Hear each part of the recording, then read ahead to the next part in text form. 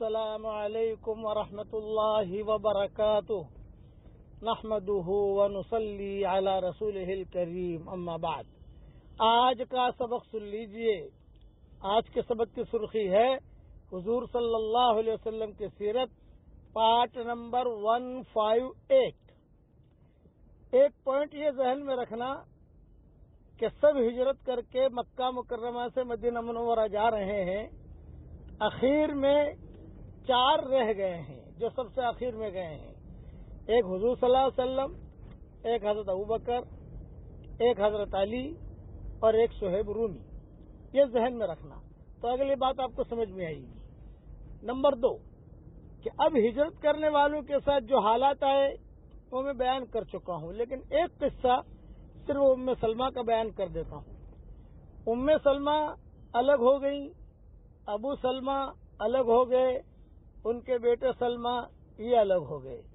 ہمارے ہندوستان پاکستان میں سلمہ جو ہے لڑکی کا نام رکھتے ہیں، عربوں میں لڑکوں کا بھی نام رکھتے ہیں، یعنی دونوں جگہ یہ نام رکھے جاتے ہیں، یہ ذہن میں رکھنا۔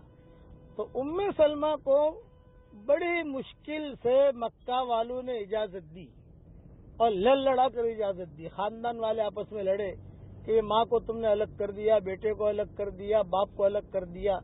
تو مشرکین مکہ میں بھی غیرت آئی کہ یہ تو ظلم ہے، تو اتفاق سے ام سلمہ کو ان کا بیٹا دے دیا اور یوں کہا کہ جاؤ تم مدینہ، تم جا سکتی ہو۔ ابو سلمہ تو مدینہ منورہ پہنچ گئے تھے۔ یہ ام سلمہ اپنے بیٹے کو لے کر تنعیم پر آئی، بیٹھی۔ اب اکیلی عورت اتنا لمبا سفر کیسے کرے، چھوٹا بچہ۔ تو عثمان ابن ابی طلحہ یہ مشرک تھے، یہ اونٹنیاں وغیرہ چلا رہے تھے، تو انہوں نے دیکھا کہ کوئی عورت بیٹھی ہے۔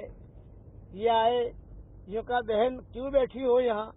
یہ کہا بھائی مجھے مدینہ منورہ جانا ہے، میرا شوہر وہاں ہے اور میں انتظار میں بیٹھی ہوں کہ کوئی قافلہ مدینہ منورہ جاتا ہو تو میں بھی ساتھ ہو جاؤں۔ تو عثمان ابن ابی طلحہ نے کہا کہ قافلہ کب آئے گا، کیا ہوگا، اور اکیلی مدینہ منورہ کیسے جاؤ گی تم؟ یہ بول رہا مہلن یا اختی، مہلن یا اختی، پہلے تم یہی بیٹھی رہو، میں آتا ہوں۔ چنانچہ اب عثمان ابن ابی طلحہ یہ گھر پر گئے، گھر جا کر جو ہے اونٹنے لے کر آئے اور ام سلمہ سے کہا یہ اونٹنی پر بیٹھ جاؤ، میں تمہیں مدینہ منورہ پہنچاتا ہوں۔ ام سلمہ جب بعد میں چل کر ام المومنین بنی، یہ کہا کرتی تھی کہ اتنا بااخلاق آدمی میں نے نہیں دیکھا۔ 12 دن کا ہمارا سفر ہوا مکہ مکرمہ سے مدینہ منورہ کا، لیکن 12 دن میں انہوں نے کبھی بھی آنکھ بھر کر مجھے دیکھا نہیں ہے۔ مجھے جب حاجت ہوتی تو میں اشارہ کر دیتی تو وہ اونٹنے کو بٹھا دیتے، میں اونٹنے کے اوپر سے نیچے اتر آتی، بچے کی ضرورت پوری کرتی، اپنی ضرورت کے لیے بھی میں دور چلی جاتی، اور وہ عثمان ابن ابی طلحہ اپنی اونٹنی کو لے کر بہت دور چلے جاتے جنگل میں۔ واپس جب آتے تو چہرہ میری طرف نہیں بلکہ پیٹھ میری طرف کر کے آتے وہ، اور اسی طریقے سے 12 دن میرے گزرے کہ 12 دن میں انہوں نے ایک بات بھی نہیں پوچھی ہے کہ کوئی ضرورت ہے، کچھ بھی نہیں، صرف سفر یا رات کا آرام کا وقت ہوتا تو یہ دور چلے جاتے اور میں اکیلے اپنے بچے کے ساتھ آرام کرتی۔ جب قبا پہنچے تو عثمان ابن ابی طلحہ کی زبان سے ایک جملہ نکلا کہ بہن تمہارے شوہر کا مکان آ گیا، تمہارے شوہر کی بستی آ گئی۔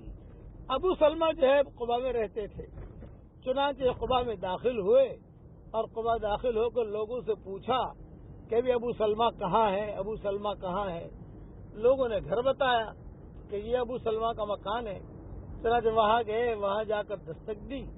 ابو سلمہ نے دیکھا بیوی آئی ہے، ابو سلمہ نے دیکھا بچہ بیٹا بھی آیا ہے، تو بہت خوش ہو گئے ابو سلمہ، بہت خوش ہو گئے۔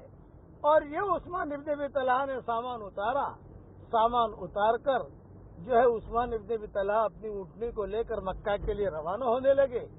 تو اب عثمان ابن ابی طلحہ روانہ ہونے لگے تو ابو سلمہ نے کہا کہ مہلن مہلن، ٹھہرو ٹھہرو، پھر کھانا کھاتے جاؤ، پانی پیو، تھوڑا کھجورے لیتے جاؤ۔ تو عثمان ابن ابی طلحہ نے کہا یہ خدمت میں نے جو کی ہے وہ صرف اللہ کے لیے کی ہے، یہ مشرک تھے. تو سلمہ ہمیشہ دعا کرتی تھی کہ اے اللہ تو عثمان ابن ابی طلحہ کو ہدایت دے، عثمان ابن ابی طلحہ کو ہدایت دے، عثمان ابن ابی طلحہ کو ہدایت دے. خلاصہ کلام یہ کہ یہ ہجرت بہت مشکل ہو گئی تھی، اور عثمان ابن ابی طلحہ جب مسلمان ہوئے ان کے اسلام لانے کا مستقل ایک لمبا چوڑا قصہ ہے خالد بن ولید کے ساتھ. جب وہ مضمون آئے گا تو انشاءاللہ میں بیان کروں گا.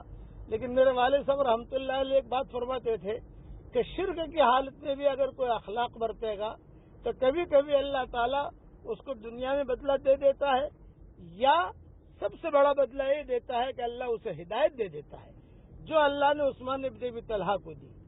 3 بڑی بڑی خیریں عثمان ابن ابی طلحہ کو ملی یہ خدمت کی وجہ سے.